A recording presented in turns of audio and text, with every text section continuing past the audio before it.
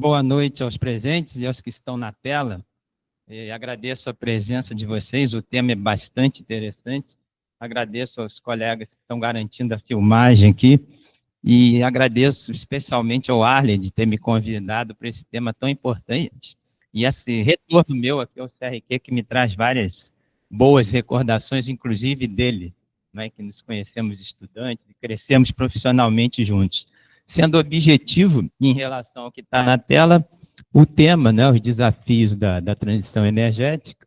O meu nome é Otávio de Santos Gouveia Filho e fazendo parte aí da capacitação CRQ 3.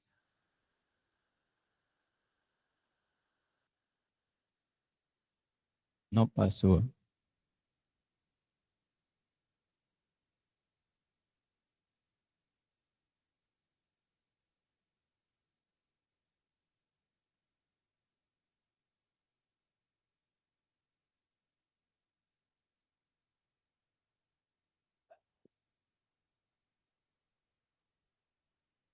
Se você conseguir passar, dá até uma...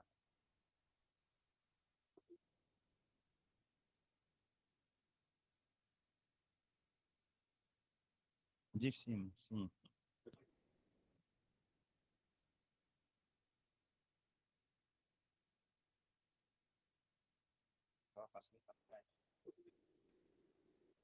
Então, perdão aqui pelo erro meu, na tela, na passagem das imagens.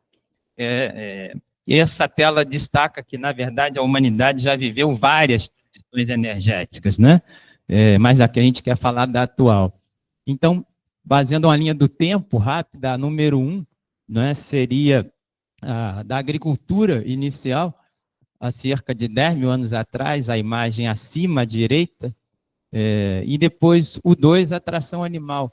O homem começa a perceber que ele tem um ganho energético quando tem, por exemplo, animais fazendo tração, transmitindo força. E isso é uma primeira grande transição energética, quando o homem deixa de depender apenas da força de braços e pernas, enfim, da força própria dele. O 3 é o primeiro grande marco, que eu diria, industrial, da civilização industrial, a máquina a vapor de James Watt, 1765, 765, isso é século XVIII, não é? E a máquina a vapor, em resumo, o nome diz, o vapor, a princípio, era esquentado com carvão e fazia girar uma roda, e daí começou a fazer girar um monte de máquinas, enfim, talvez, historicamente, nessa linha do tempo que estou traçando, a maior revolução, a maior transição e revolução energética até hoje da humanidade. Eu disse que isso é o 3, a máquina a vapor de James Watt, para o 4, né, ali o motor a combustão, que nos trouxe até aqui, que nos movimentou, todos nós que estamos assistindo, provavelmente 99% hoje usamos um motor a combustão, ele foi uma adaptação da máquina a vapor de James Watt para o motor a combustão que foi inventado no final, na virada desse século XVIII para o XIX. E eu diria que num último momento dessa linha do tempo, a energia nuclear, que é filha do século XX, é filha da Segunda Guerra Mundial, e a gente espera que ela siga sendo filha pacificamente, que é o caso do Brasil. Botei uma imagem ali de Angra 1, não é? Mas a gente quer, claro, falar da transição energética atual. Antes de entrar na problemática atual, no destaque do nosso tema, eu diria que esse é o elo das transições energéticas, né? A eletricidade, a gente vai ver que ela é tema central da transição energética atual. De forma resumida, é o meio mais eficiente e flexível, né, para integrar as diversas fontes fósseis e renováveis, e é redutora do GE, que são os gases de efeito estufa. Ela vai permitir a integração, e isso é o objetivo da transição energética atual, um dos objetivos, a integração da solar, né, e da eólica, gerando eletricidade em regiões específicas, distantes dos centros consumidores, e de forma intermitente. Eu vou marcar essa palavra e vou repetir ela. Nada é perfeito a nível de energia. A energia solar e eólica, todos têm noção, elas são renováveis, e qual o defeito?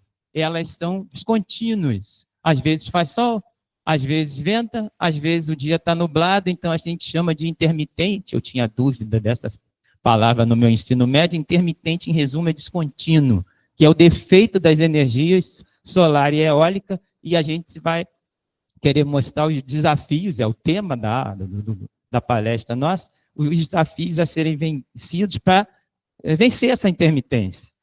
A eletricidade de veículos, carros, ônibus e até navios é uma estratégia mais promissora para a transição energética. Então, a gente vai ver à frente que tem um jargão na transição energética atual que diz eletrificar tudo que for possível. A gente desejaremos discutir se é possível eletrificar efetivamente tudo. Estou colocando isso como um desafio da fala nossa hoje. Em resumo, se a eletricidade de verdade pode substituir tudo, espero esclarecer isso. E nessa conversa toda até aqui, ele é o personagem principal da transição energética atual, o hidrogênio. Eu só escrevi ali timidamente embaixo que o hidrogênio será decisivo na transição energética das próximas décadas. Não percam os próximos capítulos, que é hoje ainda, como que isso é verdade. E aí eu passo para essa tela e começa de novo o personagem hidrogênio presente direto ali. Porque o que está agora nessa linha do tempo? Progressão no conteúdo de hidrogênio dos combustíveis, olha que curioso. A madeira, numa revolução, lembra que eu falei do James Watson da máquina a vapor? Se usava antes do carvão, ou no próprio uso do carvão, se usava também madeira para queimar simplesmente, esquentar água e gerar vapor d'água. Depois da madeira, já no século XX, 1930, o carvão, e aí tem um conteúdo de hidrogênio maior do que a madeira. O petróleo é rei até hoje, ele domina até hoje, tem todo um cuidado, uma questão ambiental em torno dele, mas ele aumentou o conteúdo de hidrogênio. Nós vamos ver numa próxima tela que a transição energética vai migrando do petróleo para o gás natural, que é o componente principal é o metano, e de novo está crescendo o conteúdo de hidrogênio. E por fim, a gente vai arredondar o ano de 2100, que se espera que a transição energética, olha que curioso isso, gente, esteja totalmente concluída. Você vai falar, tudo isso, sim, é uma transição de décadas, bem no plural essa palavra décadas. Entre 2050 e 2100, não sei quem de nós estará vivo, a gente torce que a maioria, a gente vai estar velhinho, lembrando dessa palestra aqui, o mundo, enfim, faz a transição para o hidrogênio. Eu mostro isso nessa grande transparência, nesse grande slide aí, que isso dá um curso inteiro.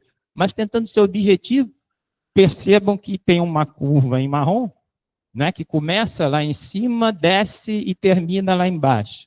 A nível de linha do tempo, a extrema esquerda é 1850, que coincide mais ou menos com a máquina a vapor e o motor a combustão, final do século XIX. Então, à esquerda, 1850, lá à direita, lá embaixo, está pequenininho, pessoal de casa, 2150. Então, percebam que estamos falando de 200 anos aí. É isso?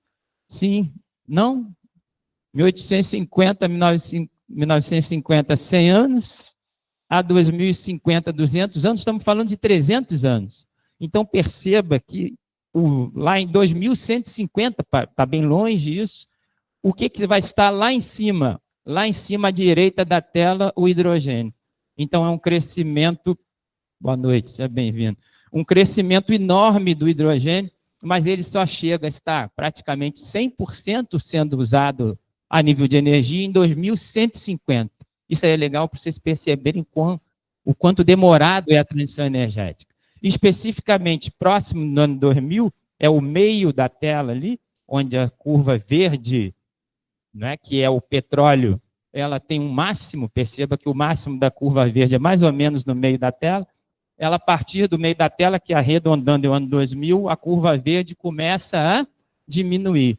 E começa a crescer a curva azulada, que a princípio é o metano e depois é o hidrogênio. Qual a curva que desce direto? A marrom, que já foi a madeira, já foi o carvão, enfim, ela vai descer. Eu pergunto, onde é que se encontra nessa imagem a curva que desce, que é a marrom, a cinza ali com a verde? Elas se encontram um pouco antes do ano 2000. E, a rigor, se a gente fosse preciso nesse gráfico, ele já está atrasado. Não é? Ou seja, a queda do petróleo nesse gráfico, que é aquele limite da curva verde mais alto, ele está ali apontado para 1990. O petróleo ainda não diminuiu o consumo dele. Por isso que eu digo que, entre aspas, esse gráfico está um pouco atrasado. Mas, enfim, é uma questão que ele foi previsto e essa previsão não se consumou. O que importa para encerrar essa tela? Que a transição energética é lenta. Isso é ruim porque a gente deseja resolver o aquecimento global para ontem. E a transição energética está apontada com décadas. Então, imagina alguma coisa que você tem pressa e o cara fala para você assim, não, cara, fique tranquilo que em décadas a gente resolve o que você está querendo para ontem. Dá uma agonia enorme. A transição energética tem 3 pilares, isso é muito importante, seguirei falando disso à frente, que é o armazenamento, a capacidade de estocar os combustíveis, as formas de energia têm que ter o poder de ter estoque. Os grandes países têm setores que chamam de segurança energética. Quando a gente vai no supermercado, eu me recordo da minha avó que fazia estoques no período de inflação. Ela tinha em casa um quarto que era praticamente uma venda dentro de casa. Ela falava, meu netinho, isso aqui é estratégico. Ela usava essa palavra. O que é isso, vó, estratégico? Não pode faltar comida em casa. Ela tinha receio, era aposentada, enfim. A ideia que eu estou contando bem infantil da minha avó é o verbo estocar. E isso é estratégico a nível, por exemplo, do Departamento de Defesa dos Estados Unidos. Eles consideram que os Estados Unidos têm que ter, em qualquer condição, pelo menos 6 meses de energia, por exemplo, numa conflagração do Oriente Médio hoje. Eles se resolvem daqui a 6 meses. Mas isso precisa de estoque. Por isso, gente, os combustíveis fósseis são importantes, apesar de serem poluidores. Eis a encrenca. Eles geram estoque. Você consegue estocar petróleo num tanque. Consegue estocar gasolina no tanque do posto de gasolina e no tanque do seu carro. Você vai falar, o que não consegue estocar? Eu estou segurando o passador de imagem aqui, mas tem no meu bolso o celular e vocês têm aí. Cada um de nós estamos assistindo a aula por conta do celular. Dá para ir começar o dia de trabalho amanhã sem carregá-lo? É um não gigante, né? É o grande defeito da eletricidade. Como eu disse, cada forma de energia tem um mérito e um defeito. Qual o defeito da eletricidade? Ela não tem capacidade de estocagem, não é? Que é o armazenamento nessa tela, que é um dos pilares do 100% renewable, que está em inglês ali, que seria o do 100% renovável. Em resumo, o que se deseja? Uma transição energética dos fósseis para as energias renováveis. E elas dependem do armazenamento, que a eletricidade não fornece. Vamos querer entender como resolver isso. O outro tripé, a sobreprodução. Tem que ter algum momento que a forma de energia teve uma produção grande. Qual foi o momento de sobreprodução do petróleo e do carvão? Valendo R$1.000 minha pergunta aí para quem acertar. Em que momento o petróleo foi estocado? É uma pergunta de puxar tapete de bom aluno. Ele foi estocado por milhões de anos. Eu estou querendo enrolar vocês com a pergunta. Na rocha, mas quando? Eu estou perguntando quando. Foi por milhões de anos, não teve uma data específica. Obrigado, né? Milhões de anos. Só precisou de milhões aí. Precisou de milhões de anos, décadas, né? Dezenas de milhões de anos para ele ser estocado. E nós iremos, a civilização industrial, liquidar o petróleo em 200 anos aproximadamente. Mas houve uma sobreprodução de petróleo e carvão? Houve, a gente ainda tem esse estoque. Fechando o pilar, extensão de rede. Eu inaugurei numa pousada que minha família administra, energia solar no teto. E guarda a energia solar, a eletricidade gerada ali, onde? Sim, mas as baterias são caras. Lembra da bateria do seu celular? São caras e ineficientes. Elas guardam até amanhã. Eu quero guardar para o mês que vem. E como você consegue guardar a energia elétrica? Injetando na rede. Então, os painéis solares geram eletricidade alternativa, sim, é uma forma alternativa de energia, benéfico para a transição energética, mas eles são dependentes da rede elétrica, perdão pela tosse. A extensão da rede garante o suprimento dos fósseis? Sim, a maior extensão mundial, né, de rede de suprimento de energia são os gasodutos, os oleodutos e os próprios navios que transportam, petróleo e gás natural pelo mundo todo. Então, você tem que ter esse tripé. Eu volto a falar dele. O desafio atual, gente, é essa imagem, poderia ficar escolhendo um monte delas, né? Aquecimento global, alagamentos, enfim, isso cada vez mais constante no nosso cotidiano. Um desafio enorme. Isso é chamado matriz energética, e essa matriz energética é mundial. Eu não vou mostrar a brasileira, que é bem melhor que isso, mas, enfim, traçando um perfil do mundo, resumindo um visual para quem está em casa. Se você somar o vermelho, o verde e o azul, pensando numa pizza ali, só para dar água na boca de quem está assistindo com fome nessa hora, vermelho, que é petróleo, verde, que é gás natural, e azul, que é carvão, dá para ver que aquilo é 3/4 da pizza, um pouquinho mais, né? 3/4 dá 75%. Arredondando, gente, que são os fósseis, o verde, o vermelho, o azul ali, são os combustíveis fósseis. Eles são hoje é dia 26 de novembro de 2024, eles são 82% da matriz energética do mundo. 82% do mundo a nível de energia no dia de hoje se movimentou com carvão, petróleo e gás natural. Esse é o desafio monstruoso. Que como que você vai trocar uma matriz de 82% do mundo inteiro, de PIBs gigantes, de economias gigantes? Essa é a questão. E essa é uma fala que eu aprendi há uns 20 anos com um professor que depois voltou a me dar aula mais velho. Ele mandou a gente escrever no caderno, falando assim para a gente: abre seu caderno, por favor, escreve aí essa frase, ó, toda energia vem do Sol. Ele mandou escrever 10 vezes, achei infantil aquilo, né? Eu estava conversando com um colega do lado no curso, eu disfarcei, escrevi uma vez e ele depois anunciou no microfone, ele sabia a posição por nome. Pô, Otávio, professor, por favor, eu vi que você escreveu uma vez só, cara. Pô, eu fiquei vermelho, rosa, né? Todo mundo olhou para mim, o auditório inteiro, eu tive que escrever mais 9. Mas vocês gravem na cabeça isso, toda energia vem do Sol. Não cabe eu ficar explicando aqui, mas de forma simples, por que as fósseis vêm do Sol? O petróleo, o gás natural e o carvão. Porque, a rigor, destacamos já na nossa fala, agradeço ao colega ali que me esclareceu, os 65 milhões de anos, todos os 3 fósseis, petróleo, carvão e gás natural, foram gerados pela fotossíntese de milhões de anos. Então, a fotossíntese, a próxima tela, ela vem do Sol. É a energia do Sol que é guardada aonde? À direita da palavra fotossíntese está escrito glicose, que é o C6H12O6. A glicose, que é um açúcar, ela concentra 6 carbonos e quantos hidrogênios? 12 hidrogênios, é riquíssimo em hidrogênio. E eu aprendi com um professor e gosto de falar isso. É por isso que a gente arregala o olho, gente, quando vê um brigadeiro. E o meu coração dispara até hoje, quando eu vejo um brigadeiro. A gente fica emocionado com o brigadeiro. O açúcar é lotado de hidrogênio. Por isso ele é, sim, um combustível. E eu quero destacar a segunda grande fala dessa palestra.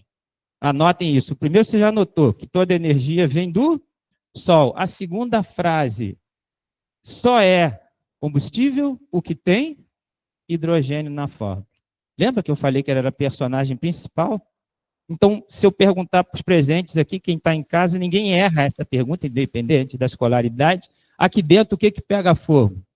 Você vai acertar, todo mundo sabe o que pega fogo, o que não pega. O que pega fogo tem hidrogênio na fórmula.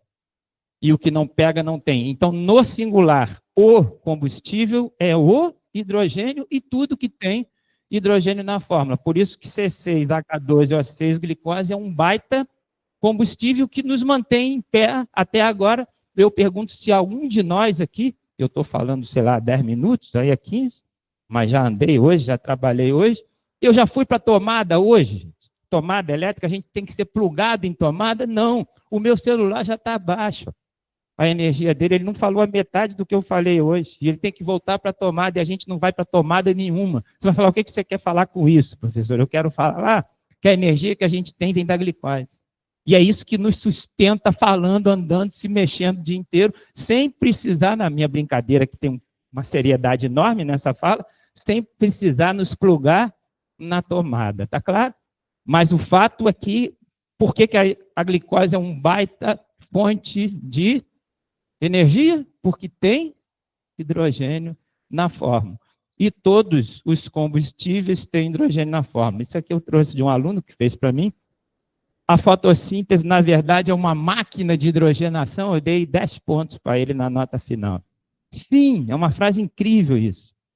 Né? O que a fotossíntese faz o tempo todo? Eu botei umas uvas ali à direita. Aquilo é uma fonte de glicose, frutose, enfim, de açúcares que vem, sim, da fotossíntese, da frase que não quer calar. Qual é a frase que eu vou botar na prova para vocês? Vou botar: toda energia vem do... Aí vai ter um quebra, como é aquela brincadeira de forca, tu vai completar S-O-L. Ok, gente? Me interrompam se quiserem os presentes aí. Lembrando a química, tem duas reações importantes na química, tudo a ver com o que a gente quer explicar dos desafios da transição energética, que é a reação exotérmica e endotérmica, de forma simples no que está no quadro ali. O exo, em grego, é para fora, então a exotérmica libera calor, a endo absorve calor. Ainda no visual à esquerda da exotérmica, os produtos, que é o final da reação, eles estão num nível mais baixo que os reagentes. Então, na exotérmica, o final, que são os produtos, tem energia menor. Por que o final tem energia menor? Porque foi liberada energia. No final do dia, a gente não tem energia menor? Por que no final do dia a gente tem energia menor? Porque ao longo do dia, liberamos energia. Quando que você fica com energia maior? Quando come brigadeiro. Quando ingere hidrogênio. Está claro isso? Então, comer brigadeiro ocorre no nosso corpo o gráfico da direita. Você ingere energia. Falando disso a nível de fotossíntese, a reação de cima é a fotossíntese. Se liga só num detalhe visual. Na reação de cima, lembra? C6H12O6 é a glicose. Na reação de cima, o C6H12O6 está à direita da seta? Me responde sim ou não. Está à direita da seta. Então, é porque a glicose em cima foi produzida. E é isso que a fotossíntese faz. Lembra da fala do meu aluno? A fotossíntese é uma usina de hidrogenação. Olha que lindo isso. É lindo essa. Ele merece um prêmio além dos pontos que ele teve. Então, grave isso, gente. A fotossíntese é uma usina de hidrogenação, de estocar energia na forma de açúcares. E embaixo, em cima, o C6H12O6 está à direita. A energia foi gerada, foi absorvida, foi guardada, estocada. E quem gerou essa energia? O Sol. É a frase que não quer calar, que toda energia vem do Sol. E embaixo? Embaixo, o C6H12O6 está lá à esquerda e abaixo da tela. Você olha para o slide lá, ele está embaixo à esquerda, C6H12O6, e ele libera energia. E libera CO2 e água, que é o que está saindo agora do nosso nariz. Tem um teste que meu pai me contava, ele médico em pronto-socorro. Como é que você testava no escuro se o cara tinha morrido ou não? Ele disse que no Souza Guiar fazia isso. Pegava a régua no escuro. O morto é aquele ali, o cara indicava para ele. Ele ia com a régua, botava no nariz do morto e voltava para mostrar ao chefe dele lá. Se tivesse embaçado a régua, ele estava vivo. E se não tivesse embaçado, ele estava morto. E qual era o teste 2? Pingar éter no olho do cara. Aí ele voltou para fazer o teste 2 e errou. Foi no cara do lado que estava escuro, o cara saiu correndo atrás dele, gritando com éter no olho. Mas isso não importa, tá? É só um relax aqui. O que importa? Que a gente está falando o tempo todo do hidrogênio ou dos compostos que contêm hidrogênio. E no caso aí falamos da glicose. Gás natural é metano e se apelida na química, a queima do metano, aquele gás do carro, de combustão do metano. O metano é CH4. Você já sabe química, eu sei que tem químicos aqui, mas para quem sabe química, pouco. Tudo que tem hidrogênio na fórmula é combustível. Tem uma pergunta no ar aí que eu não sei se vão me fazer, é perigoso eu ficar repetindo isso, que tem gente inteligente aí, mas eu estou dizendo que tudo que tem hidrogênio na fórmula é combustível. CH4 tem hidrogênio na fórmula e ele faz, né? Banca uma reação exotérmica que libera calor dentro dos motores de combustão. Desafios do hidrogênio.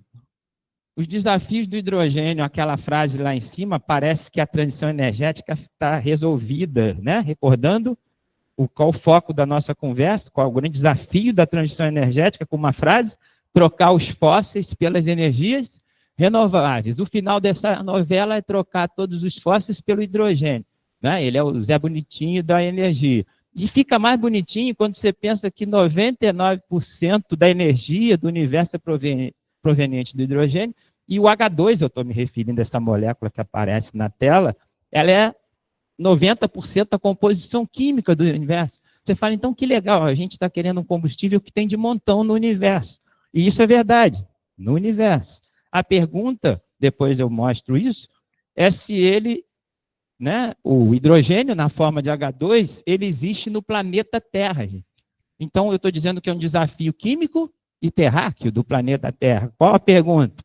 Se a molécula H2 existe no planeta Terra. Resumindo, o planeta Terra tem hidrosfera, mares e rios, tem a atmosfera, que é o ar, e tem a litosfera, que é a Terra. E a resposta, se tem H2 na Terra, é um não monstruoso. E aí a gente vai embora da nossa palestra. Porque se o objetivo é fazer a transição energética para o hidrogênio, ele não tem na Terra. Entendeu que papo de maluco? Você vai falar, mas não vamos embora mesmo, vai desligar, apaga a luz, a filmagem, acabou a palestra. Não, a gente quer mostrar como que na Terra se obtém hidrogênio H2. Mas ele, na fórmula H2, que é o que mais tem no universo, ele não existe na Terra. A gente volta a falar disso, só para não pular as telas anteriores. Uma outra dificuldade do hidrogênio, tem os gráficos enrolados aí, em resumo, pegue a palavra compressibilidade, é difícil comprimir o hidrogênio. Você vai falar, e por que isso importa? Porque quando se deseja fazer uma transição, é muito bom se a etapa seguinte copiar alguma coisa da anterior. Quando se inventou as carroças puxado a cavalo, a roda já existia.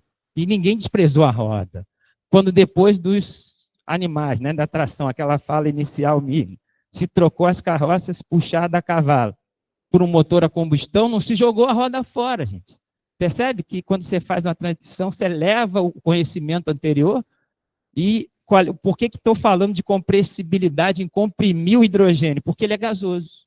E seria ótimo se ele fosse líquido. Sabe por quê? Não se gastava dinheiro na transição energética para o hidrogênio, porque se ele fosse um combustível líquido, toda a infraestrutura mundial, lembra que eu falei que o petróleo é eficiente porque ele é, né, distribuído, estocável e comercializável no mundo por dutos, por navios tanques, por superpetroleiros, mas o petróleo é líquido e o hidrogênio é gasoso. E essa tela enrolada aí, não importa eu entrar em detalhe disso, em resumo, nos diz que é difícil fazer o hidrogênio se tornar líquido. Então, isso é uma encrenca, que a gente fala um pouquinho da frente como tentar resolver essa encrenca.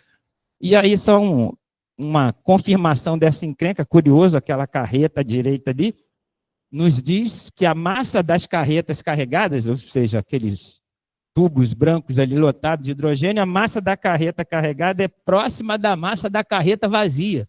Que papo de doido. Você vai falar por quê? Porque o hidrogênio não tem peso, praticamente.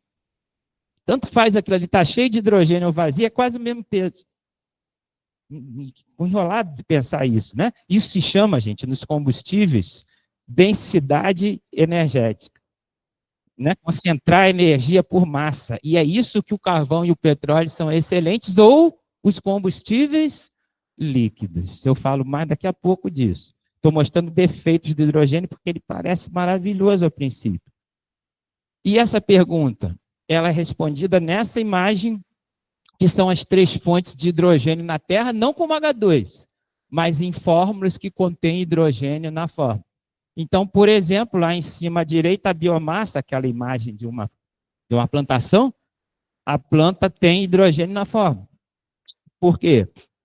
Porque a gente acabou de ver a fotossíntese, que os vegetais sabem produzir açúcares, glicose, frutose, etc., que são ricos em hidrogênio. Você nunca esqueça, eu estou com fome aqui, da imagem de um brigadeiro.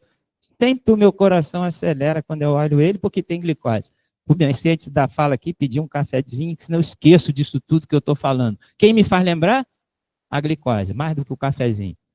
Tá bom, mas sendo objetivo, na biomassa, né, que a fotossíntese produz, você tem hidrogênio. A outra fonte de hidrogênio, aquela imagem ali que é para falar, é uma imagem de companhia de petróleo, mas o que eu estou querendo destacar naquela imagem é a água. O petróleo, eu estou com a mão suja de petróleo ali, e à esquerda tem uma amostrazinha de petróleo. Na imagem da direita, P55, Bacia de Campos, na verdade eu não estou querendo, estou fazendo uma brincadeira com a imagem ali, eu estou querendo destacar o mar ali atrás.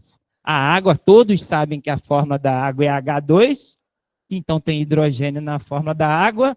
É isso que eu queria que alguém me perguntasse, se deixar alguém me pergunta, e a água não pega fogo. É uma curiosidade, mas ela tem hidrogênio na fórmula? Então ela é fonte de hidrogênio. Se desmontar a molécula de água, e na água não tem H2 e O, então ela pode ser desmontada em hidrogênio e oxigênio. Não perca o próximo capítulo, que é daqui a pouco. Eu vou te mostrar que a partir da água se pode obter, sim, ele. Quem é ele? O hidrogênio. A rigor, né, a nível de língua portuguesa, isso é a origem no grego, hidros é água. E gênio, a Gênesis é um livro da Bíblia, Gênesis é geração, é criação. Então, o que é o hidrogênios? É o gerador de água. A língua grega e portuguesa dá cola de química. O nome hidrogênio é porque ele gera água. E se ele gera água, no sentido contrário, a água pode gerar ele, que é o hidrogênio. E isso a gente quer falar. Essa rota de produção de hidrogênio é enrolada. Eu vou tentar resumir ela o melhor possível. Uma pergunta, meus orientadores aqui. 18 e... Meia hora, tá lindo, tá perfeito. Eu estou só conferindo o horário de Brasília aqui, que tem gente entrando ainda, e sejam bem-vindos quem está entrando. Então, rota de produção de hidrogênio, gente. Vou tentar simplificar esse rolo aí. Eu destaquei em azul, à esquerda da tela, na parte inferior esquerda, renováveis. E eu destaquei acima, fósseis. Lá em cima eu falo depois, eu fiz uma seta apontando para o nuclear, deixa quieto o nuclear. Vamos por partes, né? Então, à esquerda você viu que tem algumas energias renováveis, as três fósseis, que a gente já falou que é petróleo, carvão e gás natural. O nuclear a gente deixa para depois, mas vamos para o meio da tela. Tem uma estrela na tela, no slide. A estrela está em que palavra, hein? Está à esquerda da palavra eletrólise. Eletro vem de elétron, de eletricidade, e lise, a gente recorda da biologia, quebra.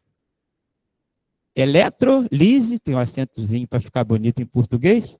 Eletrólise significa quebra pela energia elétrica, quebra pela eletricidade. A gente deseja quebrar o quê, gente? Voltando, eu tenho medo de errar esse negócio aqui, ó. Ah, voltei certo. Olha lá, eu falei que na imagem do submersível, da P55 de Campos, na verdade eu queria destacar a água, mas falei que a água tem hidrogênio na fórmula. E a eletrólise, ela vai querer quebrar, fazer lise com elétrons da molécula de água. Mas se a molécula de água tem hidrogênio, quando se fizer eletrolise da molécula de água, se quebrar a molécula de água, pode-se gerar hidrogênio. Mas tem que ter eletro, que é eletricidade. Eis um grande desafio, mas lembra que no início da minha fala eu falei que a eletricidade vai conectar e permitir a transição energética que se deseja? Estou voltando a falar da eletricidade. Qual o papel que estou destacando agora? A eletricidade vai quebrar a molécula de água gerando hidrogênio. Lembra-se? Não tem hidrogênio na Terra, mas tem a água que contém hidrogênio. Se desmonta a fórmula da água, se libera hidrogênio, mas para isso precisa dela. Ele é o hidrogênio. Quem é ela? A eletricidade agora. Tem que ter eletricidade abundante para, a partir da água, gerar hidrogênio. Você paga pouco na sua conta de eletricidade, é um não gigante, gente. A eletricidade é cara no Brasil e no mundo, hoje será cada vez mais. Eis o outro desafio da transição energética. Gerar fontes no plural, teria que ter muitos S's, essa palavra fontes. Então, fontes, né, fica soprando um monte de S aí, fontes, né, infinitas de eletricidade. Tem que ter sobra. de eletricidade, a gente vai ver como se tenta resolver isso. Voltando à tela, a eletrólise é central, porque a eletrólise permite gerar hidrogênio. A partir da palavra eletrólise, lá na tela à direita, embaixo não está o hidrogênio, o foco dessa conversa são rotas de produção de hidrogênio. Me responda olhando para a tela, o hidrogênio está lá embaixo à direita da tela. A eletrólise leva uma seta para o hidrogênio? Leva. E as setas que chegam na eletrólise? Uma vem embaixo de onde? A seta que está chegando na palavra eletrólise, ela embaixo sai da energia elétrica, não embaixo, embaixo. Embaixo a palavra eletrólise, a seta que chega por baixo na palavra eletrólise, ela vem da energia elétrica. Claro, pela própria definição de eletrolise. Essa energia elétrica vem de onde? Eu destaquei em azul a energia elétrica que está chegando, que está chegando por baixo na palavra eletrólise. A energia elétrica está vindo da solar, da eólica e de quê? Da hidrelétrica. Se pudéssemos substituir solar, eólica e hidrelétrica por duas letras, a gente volta a falar disso na conclusão do curso, eu substituía essas letras todas, tem que contar quantas letras tem aí, solar, eólica e hidrelétrica, tem um monte de letra, eu substituiria isso por BR. Depois a gente fala por que eu substituiria essas letras todas por BR. Eu sei que vocês sabem o que significa BR, eu volto a falar isso no final. Tá? E em cima os combustíveis fósseis também levam a eletrólise. Olha lá, jogo dos erros no visual. Carvão, petróleo e gás natural não levam a eletrólise, tá claro, gente? Então, resumindo, eu estou dizendo que tem dois caminhos para gerar o hidrogênio, para sintetizar essa tela. Um é pela eletrólise e o outro não é pela eletrólise. Qual que não é pela eletrólise? Carvão, gás natural e petróleo. Então, os fósseis não permitem fazer eletrólise. E eles geram CO2. Então, por isso que eles são patinho feio. Né? Eles não fazem eletrólise, mas lá na tela à direita, em cima do H2, mais para cima, o que você consegue ler? O retângulo, tem um retângulo de H2, embaixo à direita da tela. Sobe seu olhar no H2. Só tem, no meio da tela à direita, está escrito gás de síntese. Esse gás de síntese contém hidrogênio, e o hidrogênio do gás de síntese é obtido do petróleo, do carvão e do gás natural.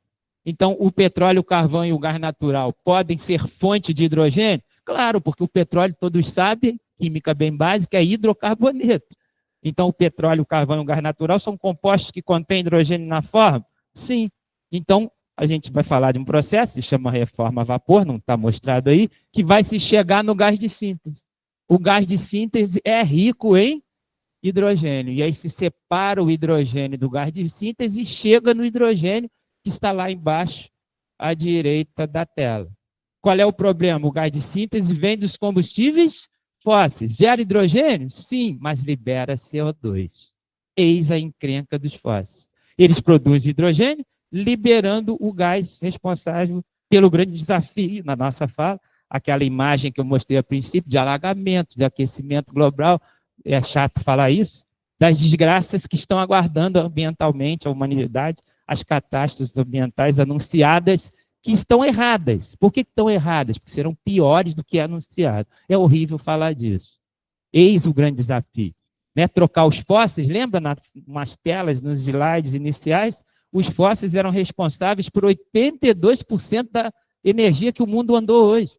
Então, a gente está querendo tocar carvão, petróleo e gás natural, que é 82%. Eles são fontes de hidrogênio? São, mas liberam CO2. Onde que não libera CO2 para encerrar esse slide?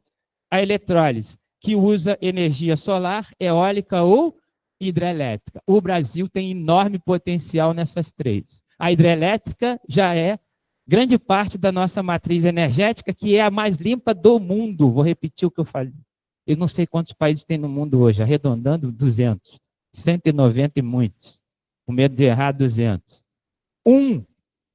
No pódio, ouro, Brasil a nível de matriz energética renovável, principalmente porque a gente tem a hidrelétrica na nossa matriz de geração de energia elétrica, mas é crescente no Brasil as produções de energia elétrica por solar e eólica.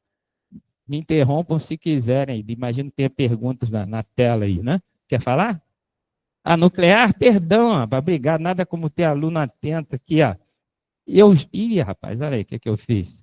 Eu esqueci da nuclear. Enquanto ele acerta a tela, gente, o que importa da nuclear? O que é muito importante, todos já ouviram falar das questões ambientais relacionadas com o risco, o medo, isso é possível, mas é controlável, de acidentes nucleares, né? Mas a nuclear não gera CO2. E o vilão gigante dessa nossa palestra se chama gás carbônico, CO2. Então, respondendo, ele voltou lá, ó, a nuclear está lá em cima, à esquerda, uma seta azul na nuclear. Siga a seta azul, né, ela vai para a direita e depois desce em cima da palavra eletrólise. Então, a energia nuclear pode bancar a eletrólise da água. E lembra? A eletrólise da água vai gerar hidrogênio, com a vantagem de não liberar CO2. Então, a nuclear pode, e é a conclusão dessa tela, eu agradeço você me lembrar de não deixar de falar da nuclear. A nuclear pode apoiar a solar, a eólica e a hidrelétrica. Eu comecei falando disso e estou fechando isso. A eletrólise, quem que vai fazer a eletrólise acontecer? A solar, a eólica e a hidrelétrica, que são novas na matriz energética mundial. Elas têm que crescer. Lembra que eu falei que falta eletricidade? O grande desafio de fazer a transição energética na direção do hidrogênio é ter eletricidade sobrando para fazer essa transição energética. É isso que não tem. E como é que se aumenta a produção de energia elétrica? Por solar, por eólica e por hidrelétrica. Se faltar as três, qual a opção que sobra? Nuclear. Entendeu isso? Se a gente quer... Você mais organizado da minha fala. Qual o objetivo? Embaixo da tela, à direita, gerar hidrogênio. Acima do hidrogênio, o gás de síntese vem dos fósseis. Por que é podre o gás de síntese? Ele gera CO2. Então, esqueça aquele caminho que leva ao hidrogênio do gás de síntese. Só nos interessa, ambientalmente, chegar ao hidrogênio a partir da eletrólise da água, porque aí não gera CO2. Mas quais são as três? São o azulzinho à esquerda da tela embaixo, não está azulzinho escrito renováveis? Quais são as três renováveis? Solar, eólica e hidrelétrica. Os três nos permitirão gerar hidrogênio por eletrólise da água sem gerar CO2. É isso que se quer. Mas não há disponibilidade, né, força, potência na solar, na eólica e na hidrelétrica para gerar sobra de eletricidade. Onde é que se vai buscar isso? Na nuclear. Resumindo, o mundo não pode abrir mão da energia nuclear. E o Brasil tem domínio dessa tecnologia. Só que, de verdade aqui, a nuclear pode ser opção. E eu falo isso rindo, não querendo a desgraça dos outros. Mas os europeus não podem rir disso. Eles não podem rir, porque eles não têm opção que não seja nuclear, gente. E isso é mentira, é mentido, é omitido na mídia mundial. E, infelizmente, os europeus dominam o ciclo atômico. Mas eles não têm outra opção. Porque quem vai bancar a transição energética é gerar hidrogênio a partir da nuclear. Grave o que eu estou falando. E você não ouve isso quase. Eu aprendi com professores meus. Por quê? Porque você vai falar, mas, poxa, tem opção sem ser a nuclear. Não tem a opção da eólica e da solar? Isso é para rir de novo da Europa, sem querer a desgraça deles. Por quê? Bate sol na Europa, gente? Bate até 11 da manhã e meio-dia já é frio, beça. Né? O professor que eu tive, o grande mestre meu, professor Walter Bautista Vidal, que me ensinou isso tudo que está aí, que me ensinou a frase, que toda energia vem do sol. Ele dizia, era o presidente Bush, presidente americano, o Bush pai, ele dizia que com todo o poder que os Estados Unidos têm, eles não conseguem pegar a linha do Equador e fazer passar em cima de Nova York. Eles não conseguem mexer na linha do Equador. Você vai falar, o que tem isso a ver, professor? O que tem a ver é que se toda energia vem do Sol, Onde não bate sol, não tem energia. Você vai falar, como a Europa se desenvolveu? Com energia fóssil. E quando acaba a energia fóssil? Termina a Europa, energeticamente. A Alemanha em crise hoje, por quê? Ninguém tem dúvida da competência alemã, em todos os sentidos. Estamos num conselho regional de grandes professores de química nossos, e esse nosso eu estou chamando a humanidade, tem uma tela aqui atrás linda do CRQ, em que se mostra ali alguns alemães da história da química. Eles são os mestres da química, mas eles não têm outra energia que não seja a fóssil. O que está em jogo na Europa hoje? A Rússia cerceou o fornecimento de gás natural aos países europeus. Em resumo, em qualquer processo químico, o que importa num processo químico? Matéria-prima e fonte de energia. O gás natural é fonte de energia barata. Quando a Alemanha está cerceada no gás natural, tudo ficou multiplicado por 5. Começa a dar uma crise geral, gente. Imagina que todos os nossos custos hoje, seja ele de qualquer coisa, fique multiplicado por 5. Multiplica a sua conta de energia elétrica de casa por 5. Você vai à falência em 3 meses. Mas multiplica o preço do alimento por 5. Outra falência. É isso. Enfim, a Europa está sem opção, porque ela não tem solar, eólica e hidrelétrica. Então, a transição energética na Europa não ocorrerá, gente. Ponto. Todos os políticos europeus tentam enganar isso. Mentem, em geral, o político mente. Os europeus também. Alguns sabem que estão mentindo, outros não. Ok? É importante a gente ter noção disso. E o Brasil com muita opção. Obrigado por me lembrar da nuclear. E o fato que a gente tenha nuclear como opção, também. Por que eu falo também? Porque estamos crescendo na solar, na eólica e na hidrelétrica, que já somos grandes. Enfim, os processos de produção de hidrogênio, eu pretendo não me alongar, não detalhar isso, até para abrir a perguntas. O Reforma, lembra, na tela anterior enorme, é o que gerou o gás de síntese, eu destaquei que o defeito é que gerava também CO2. Isso é mais de 90% da produção atual. Então, veja a podridão ambiental. O hidrogênio que mais se gera hoje, as refinarias de petróleo o fazem, porque precisam do hidrogênio para o refino de petróleo. Perdão, 90% do hidrogênio gerado é por via fóssil, que se chama reforma a vapor, do carvão, ou do gás natural, ou do petróleo. A eletrólise eu coloquei letras verdes. E já tinha comentado isso antes, como é que se gera hidrogênio por eletrólise, já falamos um pouquinho. Lembra? Eólica, solar, hidrelétrica, e quem não tem os 3, não tem opção, nuclear.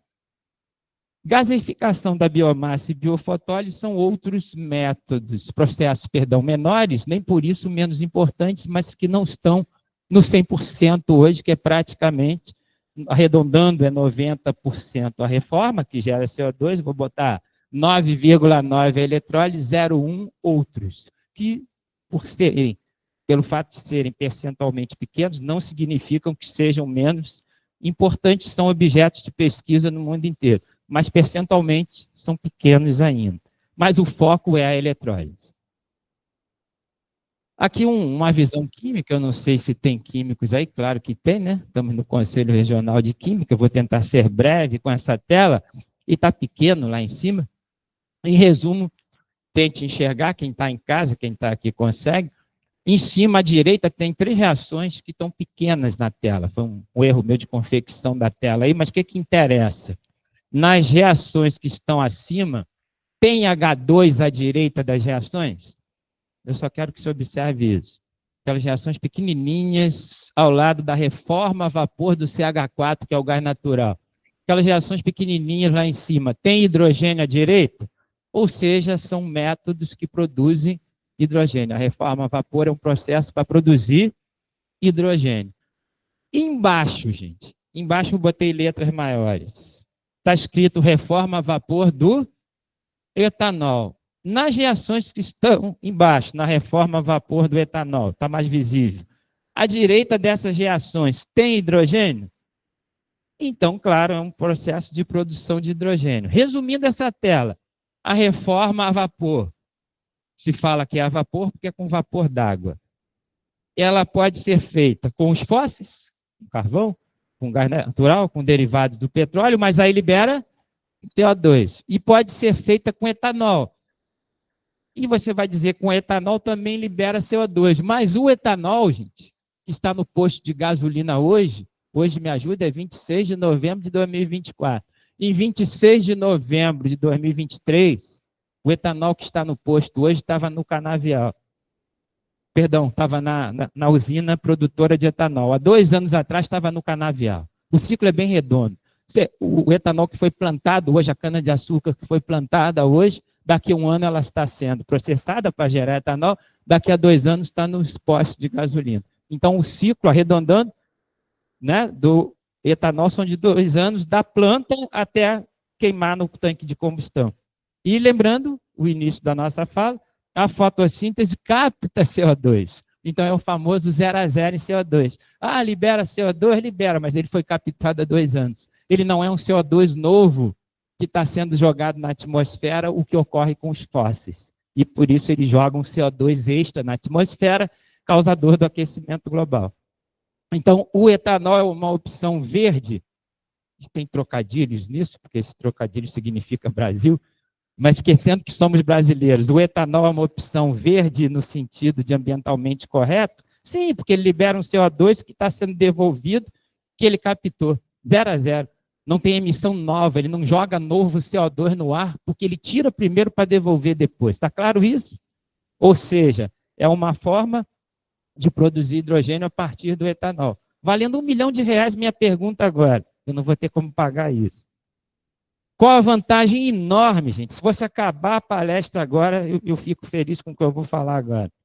Qual a vantagem enorme de usar etanol para produzir hidrogênio? Detalhes de processo à parte, de forma simples.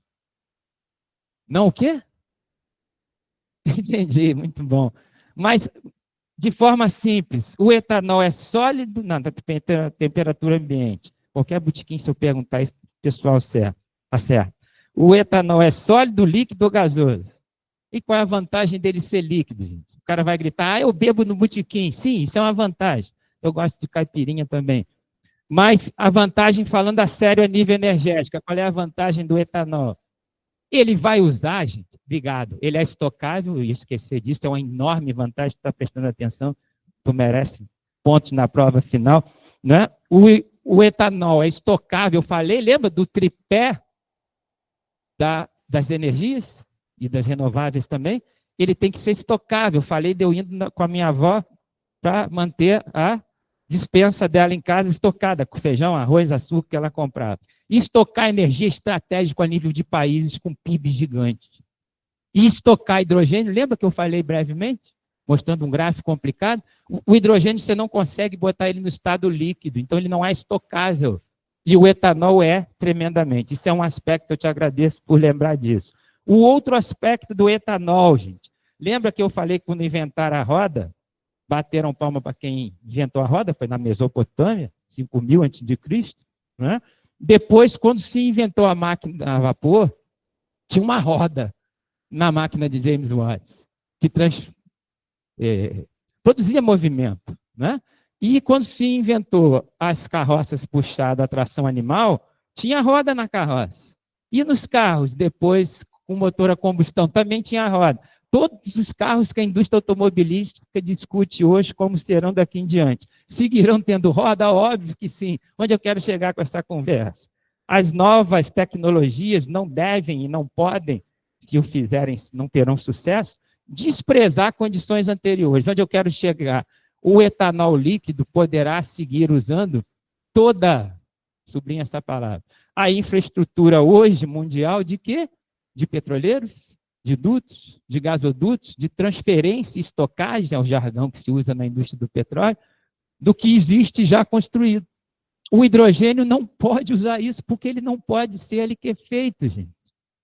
Então, a Europa que tenta falar a sério da transição energética para o hidrogênio, você sabe o que está enlouquecendo os políticos europeus? Os gastos com infraestrutura, para tornar possível um simples posto de abastecimento de hidrogênio na Europa, são gastos de trilhões de euros. Isso é um não financeiro. Por quê? Porque é difícil uma questão físico-química de propriedades do hidrogênio, ele ser liquefeito. E o hidrogênio, perdão, o etanol é líquido. Muito obrigado. E ele é brasileiro. Porque toda energia vem do Sol. Não tem canavial na Europa. Não tem canavial em Nova York. Não tem canavial na China, gente. No sul dos Estados Unidos tem. E por isso os Estados Unidos é e será uma potência energética. Eles têm um etanol feito a partir de milho. É etanol do mesmo jeito, mas existem vários detalhes, características que mostram que o etanol da cana tem preço melhor, rendimento energético maior, ou seja, o etanol brasileiro ganha do americano, mas os Estados Unidos está junto com o Brasil no sentido de que esses dois países, pode resumir aí o nome América, sustentarão a transição energética. Os Estados Unidos não vai perder a corrida, não vai perder o bonde da história. Porque ele tem sol, sim, do meio dos Estados Unidos para baixo. O Brasil tem na maioria do nosso território, que é a região amazônica toda. Tá? Mas, resumindo, o etanol é lindo, primeiro porque é brasileiro. Segundo, você não esqueceu da frase que toda energia vem do Sol. E o Sol passa não em Nova York, passa em cima de Manaus, em cima do Pará, em cima do Brasil quase todo. E em São Paulo, que a gente chama de sul-sudeste, tem Sol. Hoje, no Rio, tem muito Sol. Tá certo? Então, tem canavial pelo Brasil inteiro. E com uma palavra, o etanol é líquido. E isso mantém toda a infraestrutura mundial que já existe para petróleo no mundo inteiro. Passando isso à frente, eu pergunto se vocês querem, e eu mais ou menos falei dessas vantagens de forma simples. O etanol é líquido derivado da biomassa, pode-se ler fotossíntese aí, e, portanto, é uma fonte, eu errei a palavra lá, neutra em gás carbônico. A gente falou dessa neutralidade. Pode ser produzido a partir de grande variedade de biomassa, não só a cana-de-açúcar. A gente fala dela porque ela é mais eficiente. Ela está na história do Brasil, desde eu estudei, copiei meus cadernos de ginásio, a gente chamava assim, né? De ensino fundamental e de ensino médio, o ciclo da cana. Está na história do Brasil isso direto. O etanol não abandonou a história do Brasil, gente. E talvez não abandone pelos próximos 1000 anos. Eu sei que tem colegas, professores de história me assistindo aí. Então, professores de história hoje, daqui a 50 anos, se eles estiverem vivos, data o quadro e escreve lá, ciclo da cana-de-açúcar. Essa aula é infinita na história do Brasil. E eu diria que ela está por acontecer ainda os melhores capítulos da história do etanol no Brasil e no mundo. Falo disso à frente um pouco mais. Biorefinarias baseadas na cana-de-açúcar, isso começou no passado e começa a se intensificar nesse ano, no centro-oeste brasileiro e na região sul. E a infraestrutura, isso eu falei, de produção e distribuição do etanol já está bem estabelecida. Falei disso, estou lendo de novo, em países como Brasil e Estados Unidos, já que ele já é atualmente distribuído em misturas com gasolina. Acrescentei essa fala embaixo aí.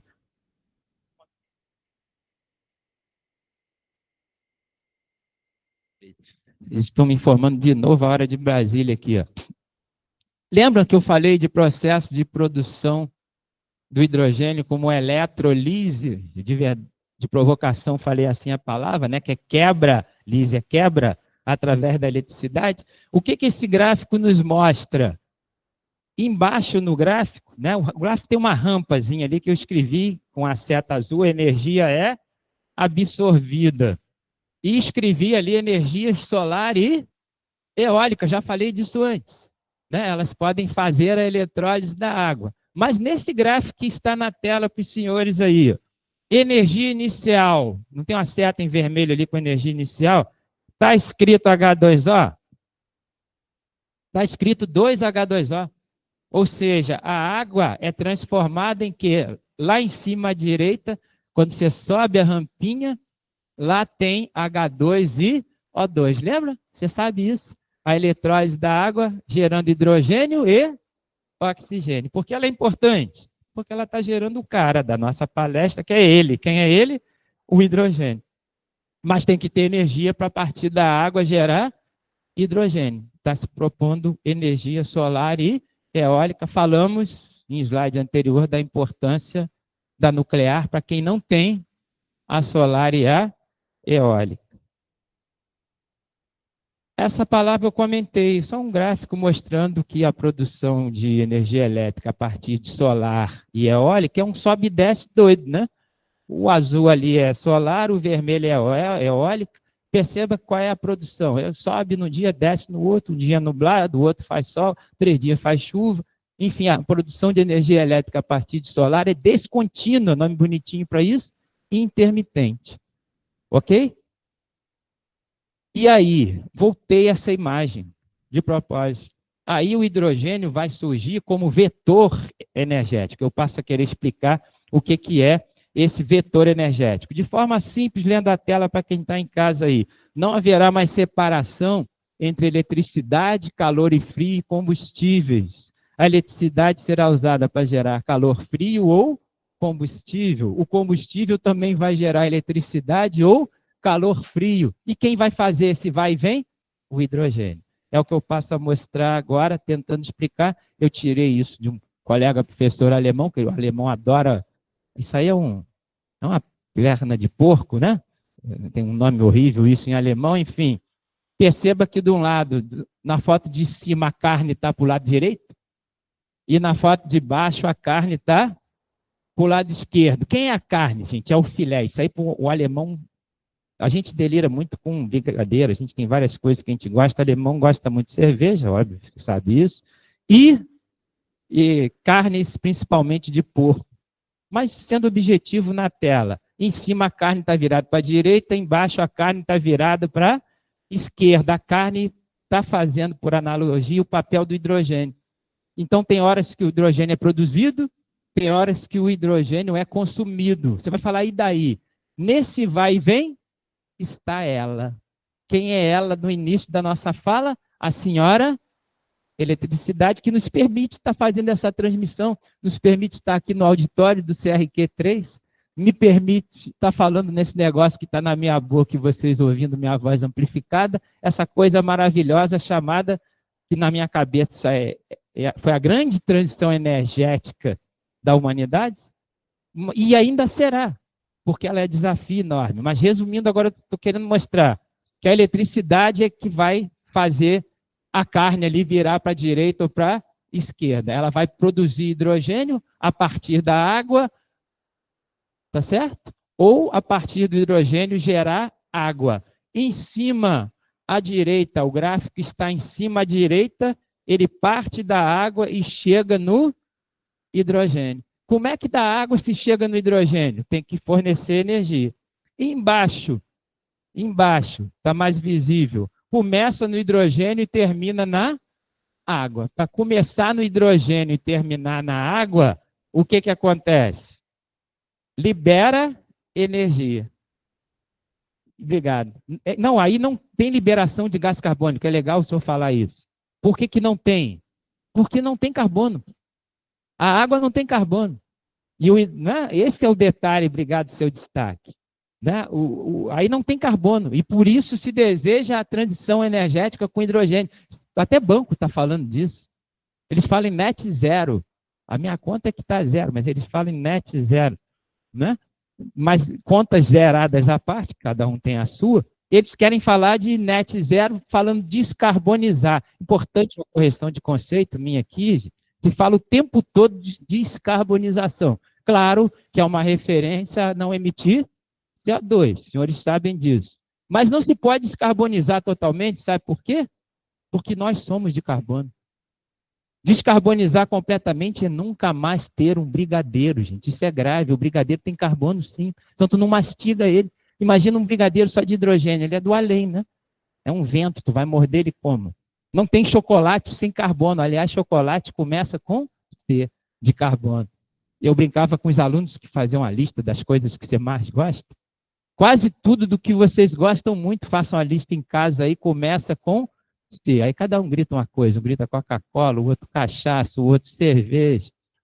Enfim, tem uma lista, eu falei bebidas, mas tem um monte de comidas que começam com C, tem camarão, tem chocolate. Eu estava falando isso numa sala, Joãozinho levantou o braço, gente.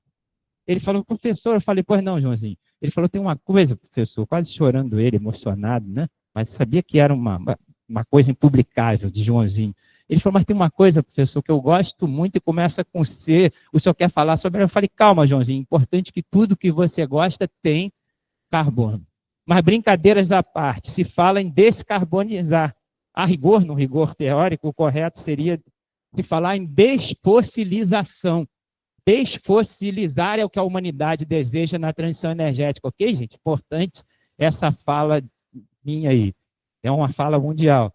O correto é se falar em desfossilizar. O que é desfossilizar? Usar menos petróleo, carvão e gás natural, que são os combustíveis fósseis, né? Ter alternativa a eles, mas nunca acabar com um brigadeiro, nem com camarão, nem com cerveja, nem com a gente. Isso tudo tem carbono. Falando de coisa séria, o CTI de um hospital, gente, depende diretamente de um derivado petroquímico que é de difícil substituição, é um desafio da transição energética, porque eles são fundamentais para a humanidade. Quando a gente está no CTI, eu já assisti parentes queridos, meu pai no CTI, minha mãe, você no CTI está rodeado de plástico. Não se vive sem plástico. Eu estou segurando um aqui, um derivado de plástico. O microfone, mas isso aqui é plástico. E está cheio de plástico aqui dentro da sala. Tá certo? E no CTI está lotado. Eu falei CTI porque falei de algo vital quando a gente está doente, que é um hospital. Para não falar da nossa geladeira que está cheia de plástico dentro. Tá certo? E os plásticos são, num conceito rigoroso da química, polímeros, que são cadeias do grande e querido carbono.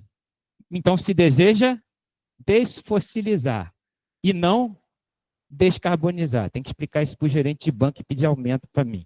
Tá bom?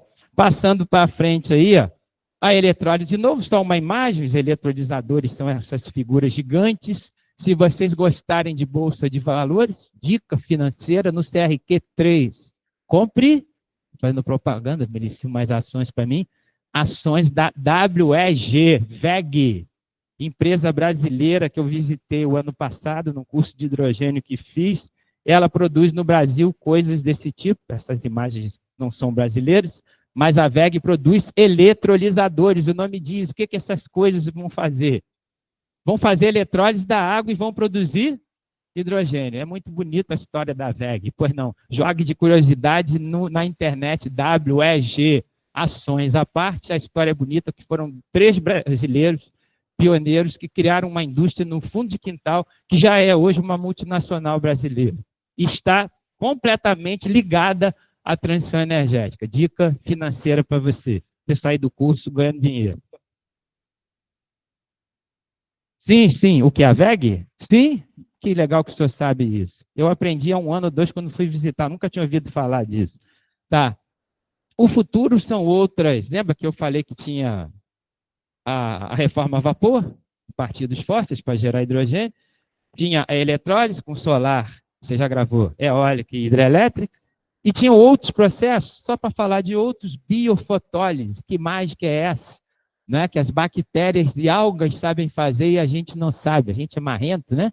Metido, estuda, beça, a alga fica olhando para a gente e ri. Algas e bactérias pegam água e geram hidrogênio e oxigênio. Como? Não sei. Pergunte a elas. Mas elas fazem isso. Quando eu falo não sei, a humanidade inteira não sabe.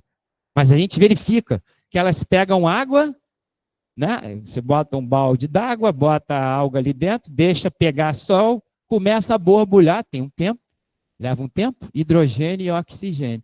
Tem que conversar com as algas, a gente tenta entender como é que elas produzem hidrogênio. Mas esse é um grande caminho que se resolve a transição energética, e por isso isso é estudado. Lembra que eu falei que eram processos minoritários na geração de hidrogênio hoje? Eu mostrei um slide dizendo que o hidrogênio era mais de 90% a partir dos fósseis. Lembram disso? Em torno de 10% por eletrólise. Os processos minoritários, esse é um deles, mas porque não se sabe fazê-lo. Se a humanidade compreende isso, essa palestra, você vai lembrar que assistiu ela e a gente teve um final feliz.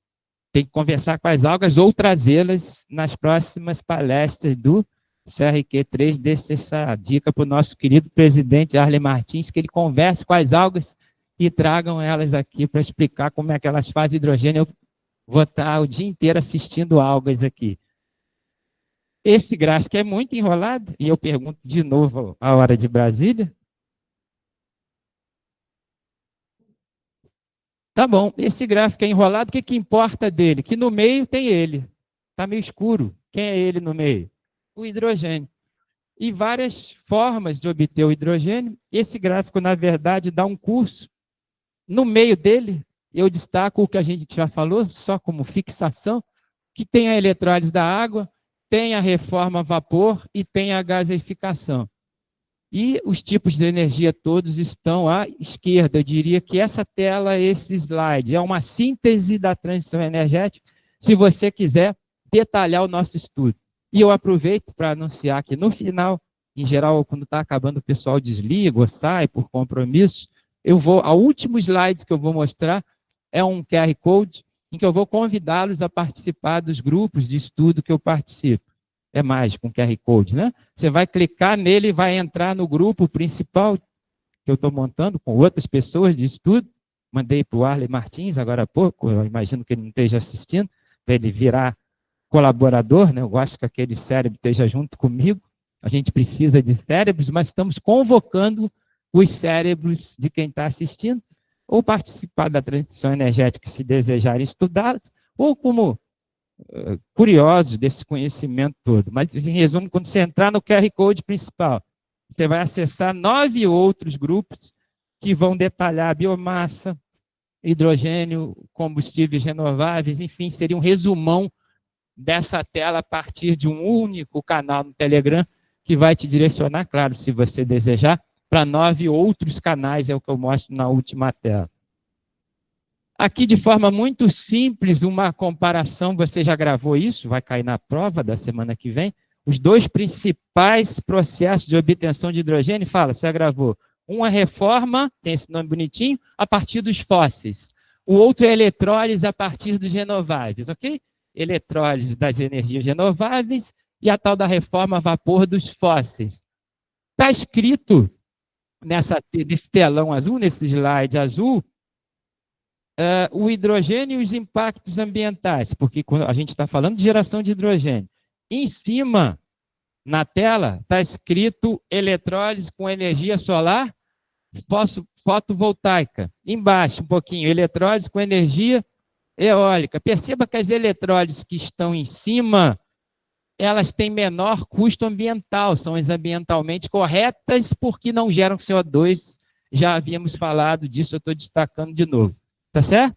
Então, menor passivo ambiental, menor impacto ambiental nas energias solar e eólica gerando hidrogênio.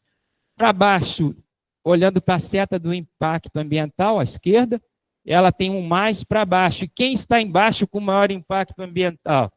A reforma do gás natural, o petróleo e o carvão está onde na tela? Não aparece que estaria mais embaixo ainda. Estaria no andar de baixo aqui do CRT. Com maior ainda impacto ambiental. O que importa para passar dessa tela? Tem uma seta à direita com custo de hidrogênio. Onde o custo é maior, o impacto ambiental é menor. Eis o desafio. Né? Onde os custos são baixos, o impacto ambiental é enorme. Isso talvez seja um dos grandes desafios da transição energética. As opções, entre aspas, ambientalmente corretas, são caras. E eu pergunto, qual de nós, e eu estaria excluído, estou levantando o braço, estou fora, aceitaria pagar mais na conta de luz por uma fonte mais limpa, mas que tu pague o triplo da luz? Você quer? Eu já levantei o braço que não. O custo é importante. Tá certo? Então, você propor algo ambientalmente lindo e caro, você vai falar que bonito, e tu morre falido. Esse é talvez o maior desafio. Isso vale muito para o setor de energia, claro que tem solução para isso. Mas o título da nossa fala da nossa palestra, Desafios da Transição Energética. Eu estou devagarinho mostrando que é um desafio muito plural, são muitos. Agora, os desafios de inovação tecnológica. Eu escrevi muito nessa tela, né, mas de forma assim, fica pequeno, fica visualmente ruim. né? Mas os desafios e limitações de se eletrificar tudo. Lembra que eu falei isso no início? A pergunta é se pode eletrificar tudo? Eu vou tentar resumir isso. O problema de eletrificar tudo, infraestrutura ineficiente. Isso já está faltando no Brasil, gente. Já tem uma produção crescente no Brasil de solar e eólica. E lembra? Quando você produz a solar na sua casa, ela é injetada na rede elétrica. Está faltando rede. Você vai falar, por que não faz rede? Porque é caro instalar uma rede de transmissão. Intermitência, a gente falou, solar e eólica, às vezes faz sol, às vezes não faz, às vezes venta, às vezes não venta, tem continentes inteiros que não tem sol. Falamos disso, tá certo? Então, essa intermitência. Investimentos elevados, processo que exige elevadas temperaturas, produtos químicos essenciais, eu me referi ao CTI, aos plásticos especificamente, né? Eles dependem de grande eletricidade para ser feito, em regiões muito frias. Isso chama-se o mundo rico. A Europa, o norte dos Estados Unidos, a própria Rússia, regiões muito frias, os aquecedores elétricos não são eficientes. Um russo, para dormir, ele quer diesel. Os Estados Unidos quer diesel, esquenta a lareira dele, esquenta os aquecedores elétricos da residência. Você vai falar, por que não põe solar? Você está brincando, na Rússia. Primeiro que não bate sol, mas, enfim, os solares não geram poder calorífico, é o termo que se usa a nível de controle de qualidade de combustível. Poder calorífico baixo, não esquenta. Então, a gente pode ter um aquecedor em casa para fazer aquele pãozinho de manhã quentinho. Não dá para esquentar muito. A mineração desses materiais é muito danosa ambientalmente. Que materiais que eu estou me referindo? Os materiais que envolvem a solar, a eólica e a eletricidade como um todo. E em vermelho embaixo, as baterias não armazenam energia ao longo prazo. Todos que têm celular sabem disso. Quando chegar em casa, carregue o seu. Você vai falar, mas não se resolve isso? Um baita desafio. Não é fácil corrigir esse defeito da eletricidade, que eu digo a vocês, não é tecnológico. Isso não seria corrigível. É de uma disciplina que une a física e a química chamada termodinâmica. A termodinâmica nos diz que baterias serão sempre caras, não estocam energia, que elas se propõem, não fazem direito, e, claro, tem um passivo ambiental gigante. A pergunta que eu não sei responder, e os senhores talvez não saibam, quantos celulares vocês já tiveram na família? Eu, com medo de errar, estou sendo tímido, garanto que eu e a família já tivemos mais de 10, estou mentindo, desde o primeiro, já tivemos mais de 20. Pois é, mas eu estou sendo tímido, mais de 20. Os 4 da família, hoje os 5, eu sei onde estão, está no bolso da gente. E os mais de 20, os outros 15, eu estou sendo tímido, estão aonde? Não sabemos. Está em alguma gaveta, está no lixo de algum lugar, né? Enfim, eletrificar tudo é a gente sai de um problema ambiental e vai para outro enorme. Célula, não saiu a palavra, erro meu. Se chama célula combustível, em inglês chamam fuel cell. O que é isso, gente? Olha que legal que eu vou falar para vocês agora, aprendi num curso, soltei até isso aqui, ó.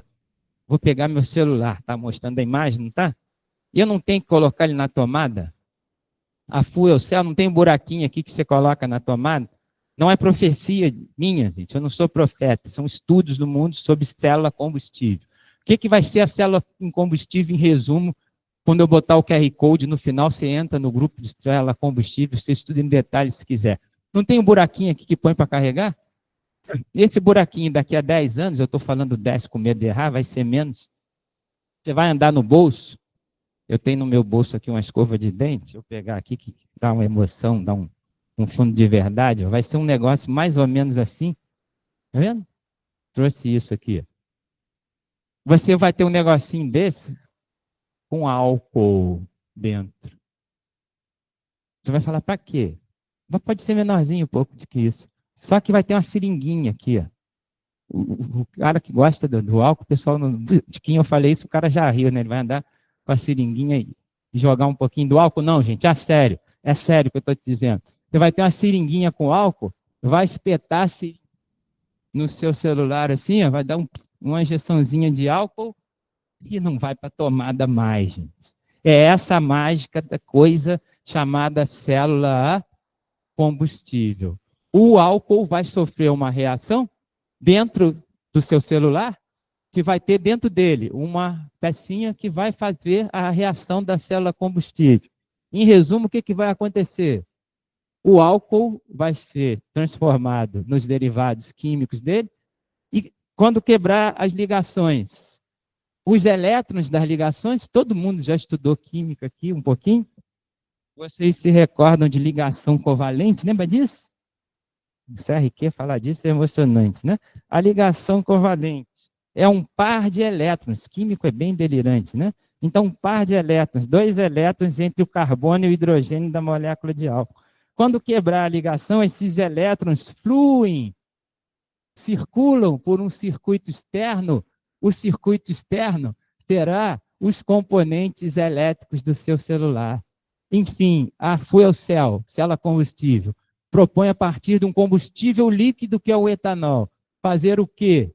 Uma reação química que, ao quebrar as ligações do álcool, os elétrons, os pares de elétrons da ligação covalente do álcool, circularão por um circuito externo. Esse circuito externo, sabe o que ele vai ser? Um motor elétrico, que, se for diminuto, fará o seu celular funcionar sem ir nunca mais para a tomada. Isso é revolucionário. Talvez mais do que quando a gente passou a usar tomadas. Até porque vai liberar a eletricidade de ter que estar plugada à rede, ok? Está claro isso? Eu prefiro passar e deixar para vocês pensarem nisso, mas grave essa imagem, vocês vão lembrar, não de mim, de quem me ensinou isso. Você andar com um negocinho de álcool e dá uma espirradinha no celular, ele funciona 3 dias. Daqui a 3 dias, baixa a carga, tu vai, joga um álcool dentro dele. Esqueceu de trazer o seu carregador. Compre uma 51 no supermercado, é sério o que eu estou falando, dá uma cuspidinha, uma injetadazinha no celular e segue andando sem levá-lo para a tomada. Entrem no QR Code.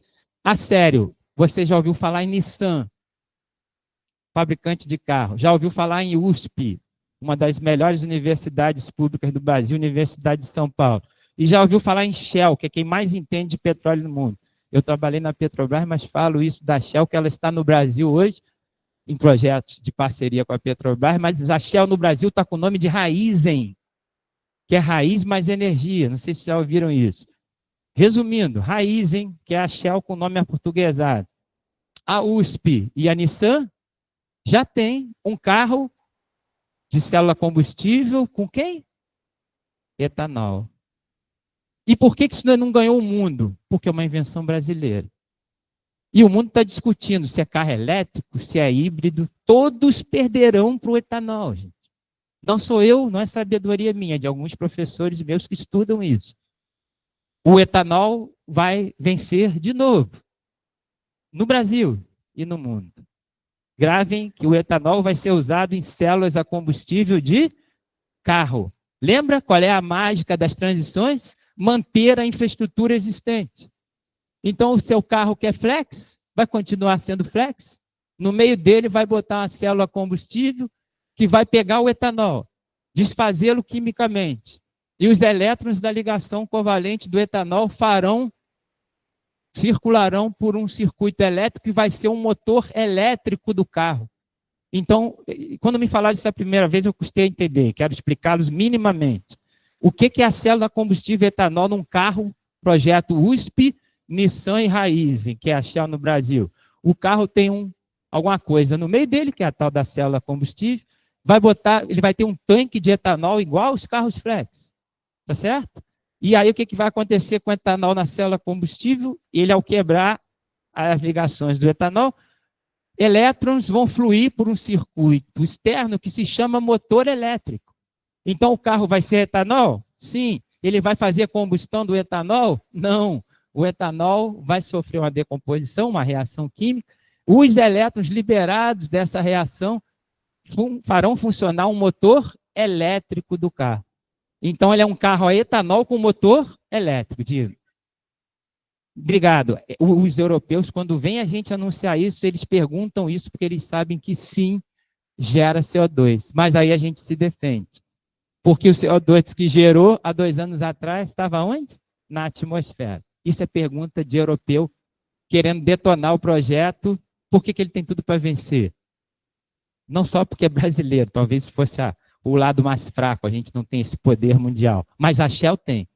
E a Shell está nesse projeto no Brasil, que é a Raiz. E a Nissan é uma montadora japonesa. Então, professores meus arriscam, eu repito o que os meus professores me falam, você vai ter o etanol injetando no celular e vai ter os carros a etanol com motor elétrico a partir da célula a combustível. Encerrando aqui, gente, essa é uma imagem da célula combustível, no QR Code você explica isso. Falando um pouquinho dessa imagem, o vermelho em cima, tá vendo um vermelhinho em cima lá? Ó? Não tem um E traço em cima, não tem um vermelho com um Ezinho e um tracinho, aquilo é elétron.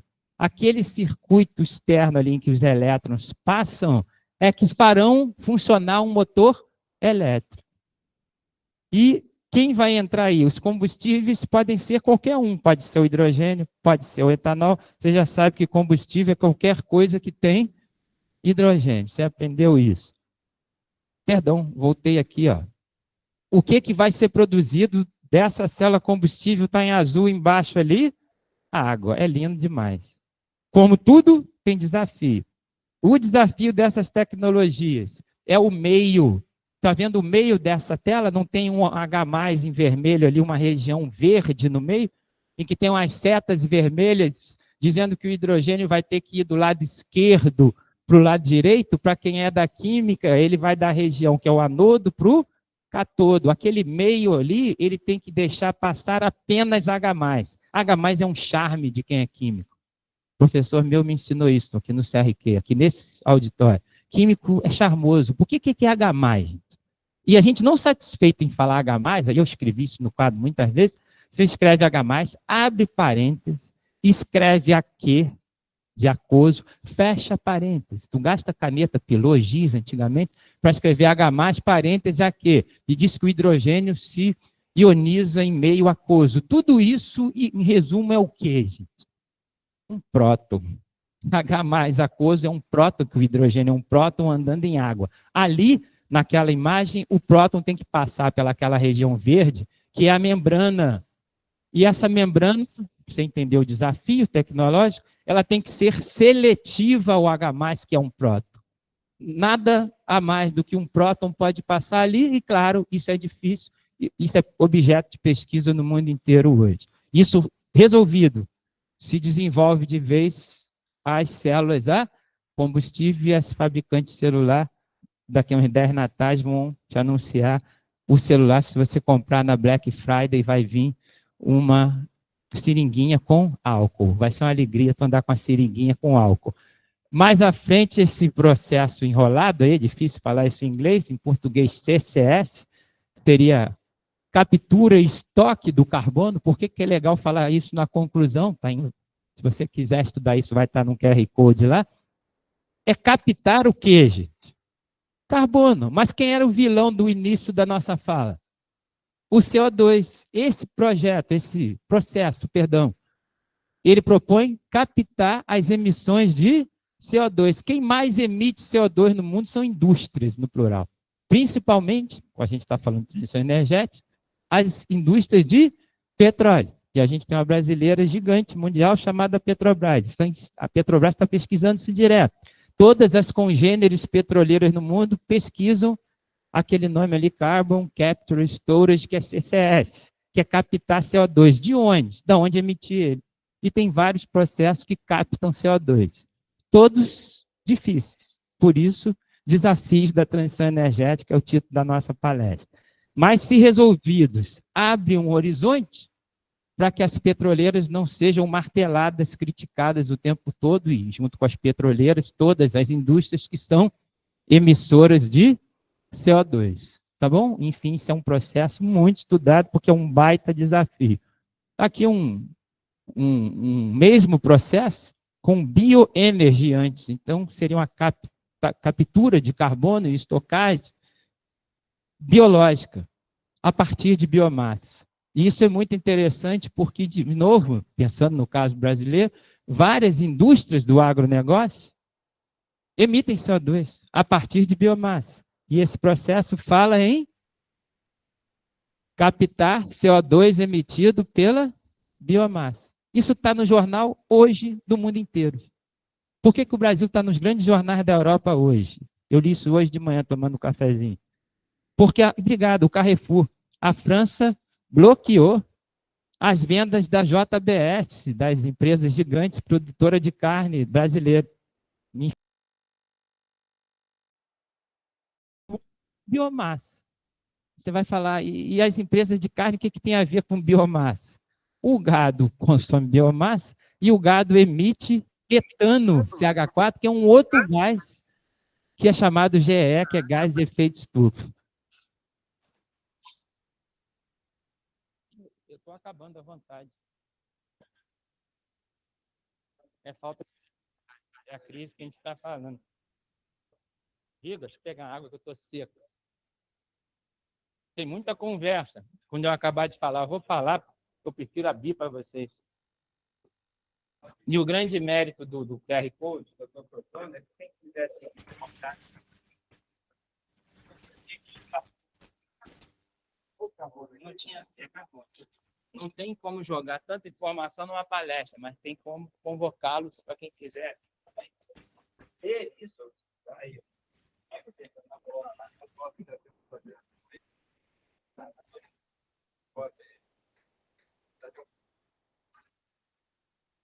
Tem vários processos de ônibus no Brasil todo.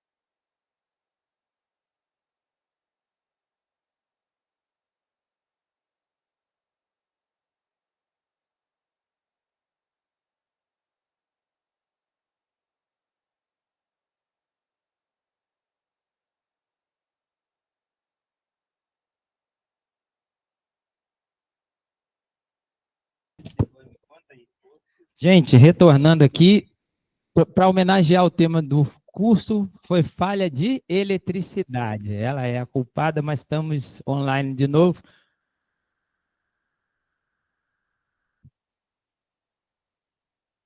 Tentando passar aqui, então, pode? Tá, os biocombustíveis drop-in, para fechar, tem esse nome bonito em inglês aí, o que que seria? Vou falar com minhas palavras para não ter que ler a tela lá. Os combustíveis drop-in, em resumo, seriam biocombustíveis alternativos, portanto, aos fósseis, obtidos por processos de conversão da biomassa, que é um dos QR Codes que eu vou disponibilizar para os senhores, mas, em resumo, eles teriam propriedades físico-químicas, nome bonito isso, né? Idêntico aos combustíveis fósseis. Em outras palavras, num laboratório de controle de qualidade, você entregar um bioquerosene, que seria um biocombustível drop-in, e um querosene de petróleo, e não falar das duas garrafas quem é quem, todos os analistas presentes ali não chegariam a uma conclusão qual daquelas garrafas é querosene fóssil do petróleo, redundante o que eu estou falando, mas só para destacar, qual das duas garrafas é bioquerosene. Claro que isso é difícil, igualar ou um bioquerosene, ou uma biogasolina, ou um biodiesel de biomassa ser idêntico químico e fisicamente ao fóssil. Mas, para resumir, como é que se tentará fazer isso? Isso é um baita desafio. Com ele. Quem é ele? O hidrogênio. Então, acima de tudo, além daqueles papéis que a gente destacou do hidrogênio, ele serve para tornar o combustível fóssil, o combustível obtido a partir da biomassa, passar a ser quimicamente muito assemelhado, quase igual ao combustível fóssil. Isso tem o nome de combustível drop-in. E eu não vou ficar lendo isso tudo, até porque quero abrir para vocês aí. A conclusão vale ler. E eu fiz essa conclusão pedindo para os senhores lerem, mas tem um monte de gente em casa que não consegue enxergar essa tela de jeito nenhum. O primeiro destaque é o que inventei de escrever a conclusão com verde e amarelo, aquilo fica quase invisível, né? Mas, enfim, eu tinha um objetivo em escrever isso, vou ler, portanto, para quem estiver em casa. A transição energética, para mitigar, né, para diminuir as mudanças climáticas, é para ontem. E por ser um processo de transição que envolve as grandes economias mundiais, não é rápido e tampouco fácil, uma vez que ameaça as reações de poder mundial. Naquelas transições energéticas que a gente falou no princípio, houve um momento que o mundo fez a transição do carvão para o petróleo. Sabe quando ocorreu isso? Na virada entre as duas grandes guerras. E a virada entre as duas grandes guerras altera o poder mundial. Quando você muda uma matriz energética grandemente, em regra, sem exceção até agora na história, se altera o poder mundial. E falamos no início que 82% da matriz energética mundial é fóssil. Alterando-se isso, altera-se o poder mundial.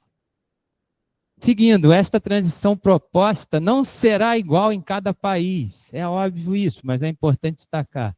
Não será igual em cada país ou região, uma vez que a disponibilidade de recursos minerais, solo agricultável para produzir biocombustível, sol e vento suficiente para produzir energia elétrica de fontes renováveis e outros fatores, recursos indispensáveis para realizar esta transição diferem muito de país para país, ou em diferentes regiões do mundo.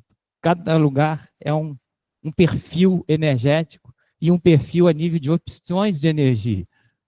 Em resumo, cada país dispõe de condições únicas. É óbvio isso, mas é importante destacar. Agora, para concluir, gente, há um país, há do verbo haver, existe um país no mundo que encontra-se em enorme vantagem, entenda essas duas palavras com letras garrafais, em enorme vantagem competitiva neste quadro acima descrito. Ele possui todas as condições geográficas, minerais, energéticas para realizar essa transição para a tão sonhada, entre aspas, sustentabilidade. Esse país é o único no mundo que tem nome de árvore. Você mora nele. Brasil é originário de uma árvore, de um caule com esse nome. Esse país tem como desafio superar uma limitação, tem tudo a ver, a gente está aqui na sala do CRQ, falar disso. O Brasil, então, tem como desafio superar uma limitação que precisa ser resolvida em breve. Capacitar recursos humanos em quantidade, para ter capacidade de enfrentar os desafios da transição energética. É isso, gente. Por isso que eu botei em verde e amarelo, não é pela simples razão de sermos brasileiros, de ser uma tremenda verdade no contexto mundial de energia. Obrigado, chamo todos à participação, né? Agradeço e peço para que não termine o nosso encontro aqui. Isso aqui vai estar, de alguma forma eu forneço para vocês depois, não interessa falar de mim agora. O contato, e-mail é basicão, celular é basicão, você pode bater uma foto disso, enfim. O mais importante é isso aqui, isso aqui para mim não resolve muito, porque às vezes eu estou sem QRQ no celular, então se vocês quiserem, fotografem essa tela, mas a próxima tela, e eu paro de falar e ouço as perguntas, vai ter o QR Code, que meus amigos aqui me disseram que estará na tela para quem está em casa apontar o celular e entrar nos QR Code. Tudo isso depende dela, a eletricidade. A gente não larga ela de jeito nenhum. E ela será indispensável para fazer a transição energética. Sem eletricidade não tem transição energética. E, claro, não tem hidrogênio. Né? Não tem como fazer eletrólise da água sem eletricidade farta. E o grande desafio é que ela não é farta hoje. Aí o QR Code, e eu só olho para ele que o meu celular está sem o QR Code, grandes coisas, eu fico olhando para ele, mas me juraram que ele está funcionando, vê lá. Está funcionando? Conseguiu? Aí, estamos juntos então. Gente, eu vou abrir as perguntas, mas o pessoal vai começar a sair, principalmente os de casa. o que eu queria, estou falando para os presentes aqui, os de casa, agradecer a presença de vocês e convocá-los para estudos. Esse estudo não tem fim. E o meu grande objetivo, mais do que falar dos desafios da transição energética, que foi o tema, foi mostrar o quanto o Brasil é central nessa discussão. E, repito, não é porque somos brasileiros. Eu aprendi isso com um professor, né, que eu te falei, que me ensinou a frase de que toda energia vem do Sol. O professor Walter Bautista Vidal foi criador do programa do Proálcool no Brasil. Né? Para você entender a importância dele, o álcool, que não é profecia, disse que você vai injetar nos celulares e vai abandonar os carregadores quando tivermos célula a combustível a etanol. Com toda satisfação, eu passo a pergunta para vocês aí. Vocês perguntem, tem perguntas no chat, à vontade.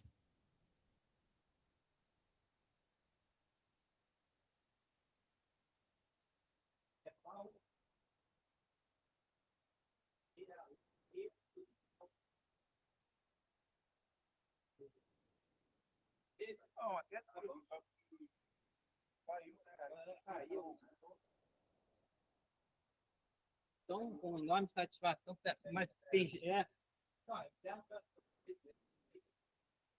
Estão filmando mais, é isso? Está filmando, então tem gente ainda assistindo? Então faz sentido eu falar aí, né? Tá bom. Tá. Ainda tem gente. Não, a ligação caiu, tá? Tá bom. Eles estão me dizendo que por que faltou a luz, foi só para fazer um caso verdade, né? A gente falando de eletricidade, caiu a conexão, parece que não tem perguntas, enfim, se alguém quiser fazer alguma pergunta, eles estão escrevendo ali que tiveram uma queda. Mas fique à vontade os presentes, aí se alguém puder perguntar que tiver aí, pode ainda, né? Vocês que sabem.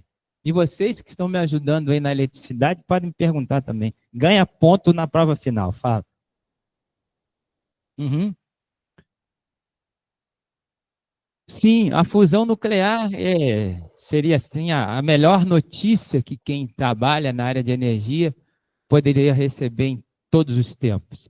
Mais do que uma grande questão tecnológica, a fusão nuclear, para mim, significa 3 letras, só para você entender o valor que está na minha cabeça de professores meus sobre a fusão nuclear.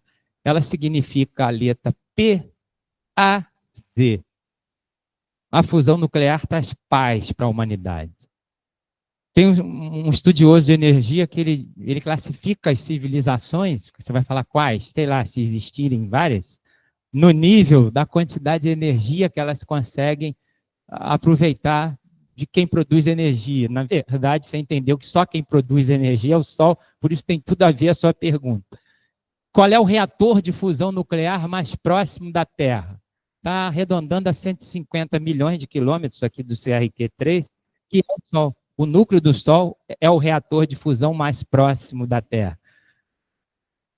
Sim, mais ou menos por aí, essa ideia. Tem eu esqueci o nome dele, o nome com K, tá no QR Code, num dos canais que eu coloquei lá. Resumindo, para te responder mais objetivamente, a fusão nuclear libera uma quantidade de energia, arredondando 1000 vezes maior que a fissão nuclear. A fissão nuclear é a energia nuclear tradicional que se conhece, que infelizmente na história da ciência gerou as bombas de Hiroshima e Nagasaki, e a gente se benze para quem acreditar, reze para quem acreditar, pensem em paz no mundo, mas para mim o grande desafio do mundo hoje, falo para alunos, para sempre, que eu possa para várias pessoas, mais do que a transição energética, ou muito mais, seria um desarmamento mundial, mas aí a gente está falando de energia nuclear de fissão. A sua pergunta foi a fusão. A fissão, que são as bombas nucleares, a energia nuclear clássica, ela tem impacto ambiental. Ela gera resíduos radioativos. O Sol não. Ele é mestre nisso. E em resumo, a fusão, que é o núcleo solar e os núcleos estelares, eles geram 1000 vezes mais energia que a fissão. Fusão, Sol, gera 1000 vezes mais energia do que a energia nuclear tradicional, que são os reatores nucleares da Terra. Tem impacto ambiental. Mas a tua pergunta, e é a pergunta que não quer calar a nível de ciência, é quando que o homem domina a fusão nuclear. E, claro, não há nenhuma dúvida, a discussão é quem seria o segundo. Esse é o primeiro dos desafios de transição energética. Eu nem falei disso, por isso eu agradeço muito a tua pergunta, porque fecha com chave de ouro qualquer fala nossa. A fusão nuclear é o sonho de Ícaro de qualquer transição energética. Qual a dificuldade? A natureza é mestra em processos de energia, as estrelas o fazem com eficiência, e sendo eficientes, o fazem em simples, eu falo de ironia, numa temperatura levemente aquecida, de 20 milhões de graus Celsius é a temperatura em que ocorre a fusão no núcleo do Sol. 20 milhões de graus. A tabela periódica, os metais tornam-se gasosos a 5.000 graus. A fusão é feita a milhões de graus. Enfim, teria um desafio de materiais do planeta Terra. Há pesquisas, claro, sobre fusão na Terra, e como eu te falei, a torcida enorme da comunidade científica que se descubra a fusão realizável no planeta Terra. É, com certeza, o maior desafio. Se você me perguntar, isso tem chance de acontecer? Eu não sei te dizer, eu não entendo muito bem isso, é um estudo complicado. Eu torço de verdade que isso aconteça, nem que seja em 500 anos, que eu acho que é um prazo razoável. Se for antes, a gente comemora. Se estivermos vivos, você vai lembrar dessa tua pergunta e vamos comemorar juntos. Porque, como eu falei no início, fusão nuclear para mim significa paz. Não haverão mais guerras por energia, que são as que estão ocorrendo hoje. Tem um monte de disfarce, mas em resumo é poder e energia. A fusão nuclear dá um final feliz para a humanidade. Perguntas aí, oi? Isso, obrigado. A escala de Kardashev que classifica as civilizações no sentido do grau de aproveitamento de energia delas. Obrigado, obrigado. Rodisseia Rodrigues. Isso, muito obrigado. Kardashev. Seria uma parte disso, desse estudo aí. Sim, a gente está tentando chegar na 1, né, que é o máximo de reaproveitamento da energia que chega na Terra. Quem é doutorado nisso são elas, as plantas. E mais doutorado, pós-doc, as algas. Elas com muito pouca microalga fazem isso. Obrigado. Eu agradeço a todos e não sei se todos conseguiram. Obrigado, obrigado. Agradeço de coração. Não sei se todos conseguiram a entrada no QR Code. Quem não tem QR Code, eu tomei café há mais de 2 horas, mas vou num esforço enorme aqui lembrar do meu número, disponibilizando, então, para quem não tem QR Code, um prefixo 22, pelo menos o prefixo eu lembrei. 22. Aí, coloca aí, por favor, no chat. Prefixo 22, já lembrei de alguma coisa. Não tem café por aí não, né? Põe o primeiro 9. O primeiro 9 já foi 3 números. Lembrei agora, tomei café há pouco tempo ali fora, escondido. Agora você escreve aí 9898. Eu guardei porque é 98 2 vezes. Não, peraí, perdão. Tem o primeiro 9, depois 9898, 2 vezes. Então é 99898, correto. Um tracinho agora para não confundir, 2742. Dá para jogar, esse milhar aí é bom.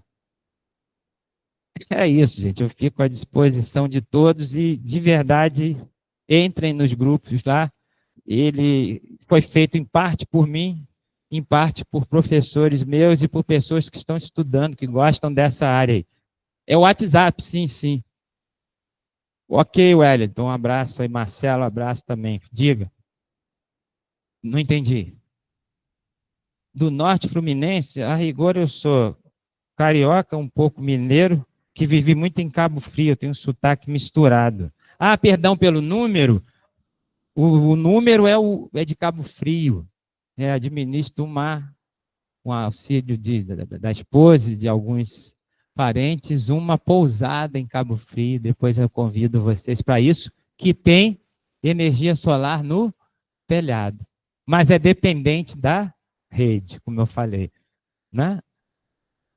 Fechou? Obrigado a todos aí. Passo a palavra para vocês.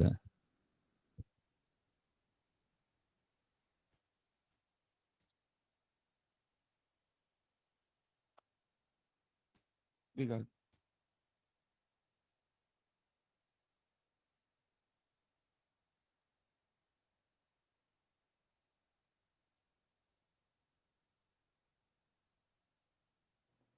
Alô, alô. Boa noite para quem ainda está online. Nós vamos encerrar a participação aqui. Como a gente colocou no chat, a palestra ela vai ser disponibilizada posteriormente no YouTube, no nosso canal. A gente pede que vocês também sigam o CRQ nas redes sociais para estar fazendo aí as capacitações gratuitas. E até a próxima semana a gente vai enviar os certificados. Quem não receber, pode mandar um e-mail por e-mail da comunicação que a gente colocou no chat, que a gente vai disponibilizar também. 3 segundos. Agradecer ao amigo e organizador disso tudo. Achei maravilhoso o CRQ. Com 2 palavras, agradecer ao Arley Martins. Um abraço para ele. E abraço a todos vocês. Minha gratidão à instituição aqui. Tem um histórico enorme. Se eu fosse falar da história do CRQ3 na minha vida profissional, ia gastar mais tempo do que a transição energética. Abraço.